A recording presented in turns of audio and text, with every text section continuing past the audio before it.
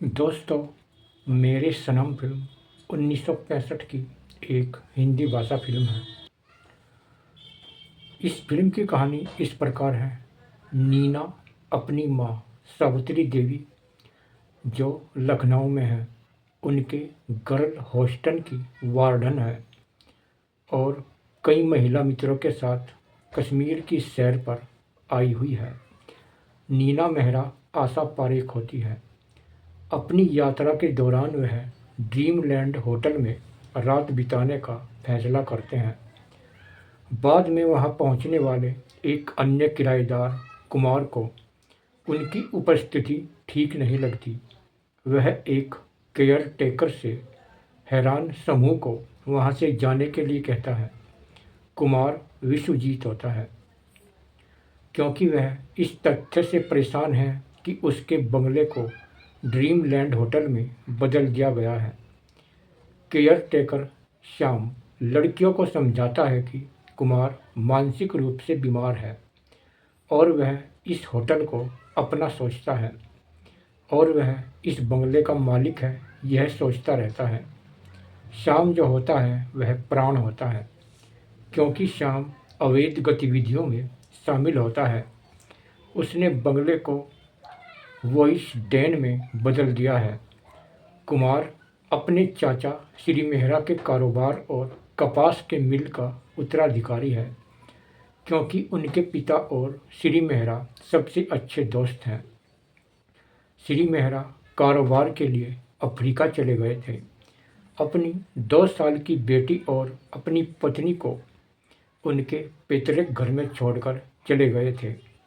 उसके बाद भारत का विभाजन हो गया था, जिसके कारण उनका परिवार विस्थापित हो गया था। इसी बीच यात्रा के दौरान श्याम को अपने नौकर से पता चलता है कि जो पहले श्री मेहरा के अधीन काम कर चुका था, वह नौकर श्याम को बताता है कि सावित्री देवी और श्री मेहरा की खोई हुई पत्नी है और नीना मेहरा उनकी बेटी है और इस तरह असली वारिस वही है। यह सुनकर श्याम मेहरा की संपत्ति हड़पने की उम्मीद में लग जाता है और माँ बेटी दोनों को अपने पक्ष में करने की कोशिश करता है। नीना की वजह से होटल के नाइट क्लब में कई गलतफहमियों और गुंडों के साथ लड़ाई मारधाड़ होती है। कुमार नीना को बचाता है और दोनों एक दूसरे से प्यार करने लगते हैं और फिर मिस्टर मेहरा से वह शादी करने की इच्छा व्यक्त करते हैं, जिन्हें मिस्टर मेहरा नामंजूर कर देते हैं। इसकी खबर शाम को लगती है। इसके बाद वह चाल चलता है और एक होटल के कमरे में कामनी और कुमार की अंतरंग तस्वीरें खींच लेता है। जो कामनी ने श्याम से पैसे लेकर यह काम किया है और कुमार को नशे के हालत में उससे अवैध संबंध बनाए और उसके बाद ये फ़ोटो खींचे गए थे। श्याम इन तस्वीरों को नीना और उसकी माँ को दिखाता है। कामनी श्याम को ब्लैकमेल करके उससे पैसे लेने लगती है और कहती है कि मैं इस बात को किसी को नहीं बताऊंगी कि तुम मुझे पैसे देते रहना। लेकिन श्याम इस बात से परेशान हो जाता है और वह कामनी को मार डालता है। कुमार को तस्वीरों का पता लगता है तो वह सीधा कामनी के घर जाता है, जहां कामनी उसे मरी हुई मिलती है। यह देखकर कुमार के होश उड़ जाते हैं और वहां रहने वाले चश्मदीद गवाह द्वारा उसकी हत्या के लिए कुमार को दोषी ठहराया जाता है। सब कुमार को दोषी मानते हैं। सावित्री देवी संयोग से अपने पति से मिल जाती है, लेकिन नीना पहले ही अपने दोस्त प्यारेलाल के साथ चली जाती है। प्यारेलाल राजेंद्र नाथ होता है। वह नीना को सारी सच्चाई बता देता है और बोलता है कि श्याम की वजह से ही ये सब कुछ हुआ है। उसने ही कामनी की हत्या की है और कुमार तो बेकसूर है। श्याम कुमार को मारने की साजिश रचता है। एक डांस प्रतियोगिता होती है। प्यारेलाल नीना को कुमार के पास भेज देता है ताकि वह गोली लगने से बच जाए, मगर श्याम नीना को पकड़ लेता है और अपनी कार को अपने ठिकाने की ओर ले जाता है। कुमार उसकी कार का पीछा करता है और उसे पकड़ लेता है। कुमार और श्याम की बहुत लड़ाई होती है और वहाँ पुलिस आ जाती है और श्याम को पकड़ लेती है और कुमार निर्दोष साबित होता है और इस प्रकार सब लोग एक जगह एकजुट हो जाते हैं और बहुत खुश होते हैं। और इस फिल्म के सभी गाने सुपरहिट हैं। पहला गाना है पुकारता चला हूँ मैं गली गली बहार की।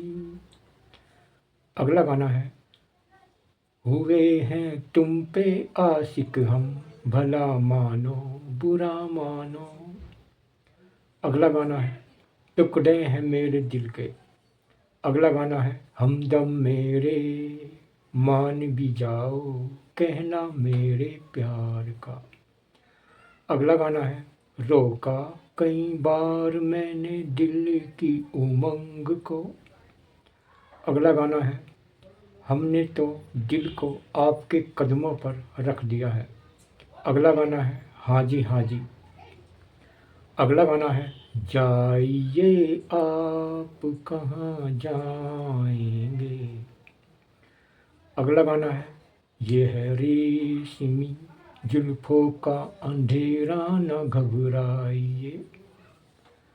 और ये सभी गाने गाए हैं मोहम्मद रफ़ी साहब, आशा भोसले ने।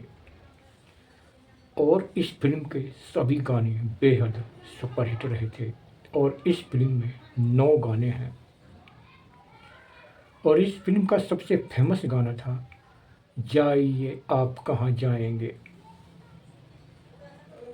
और इस फिल्म के मुख्य कलाकार हैं विश्वजीत कुमार, आशा पारेख नीना, मुमताज़ कामनी, प्राण श्याम, राजेंद्र नाथ प्यारेलाल, नासिर हुसैन मिस्टर महारथी, अचला सचदेव, धूमल, असित सेन, लक्ष्मी छाया और राम अवतार।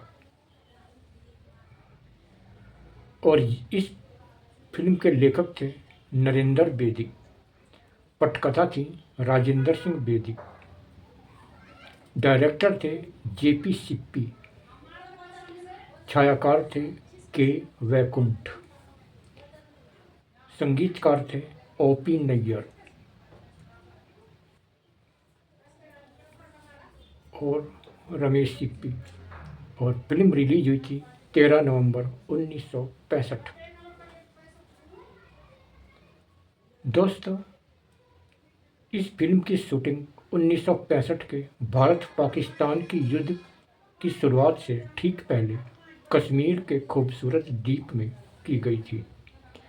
अगर आपने ये फिल्म देखी है मेरे सनम, तो आपको कैसी लगी कमेंट बॉक्स में ज़रूर बताना।